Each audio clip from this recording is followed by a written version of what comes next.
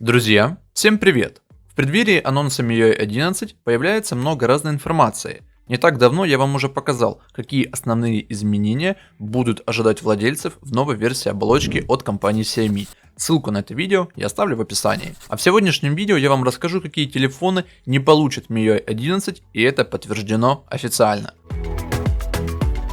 Кстати, чтобы быть всегда в курсе всех новостей на канале, не забудьте подписаться на канал и нажать на колокольчик. По заявлению разработчиков, телефоны выпуска от 2016 года не получат новую версию оболочки. Почему? Их срок поддержки истекает, учитывая большой нынешний модельный ряд смартфонов. И какие же телефоны не получат таким MIUI 11?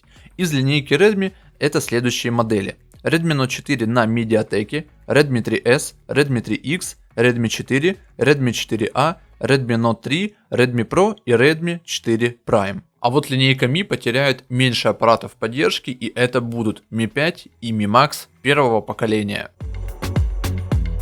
Напомню, что разработчики давно заявили о прекращении выпуска еженедельных прошивок для вышеперечисленных телефонов и уточнили, что они еще смогут получить одно стабильное обновление под управлением MIUI 10.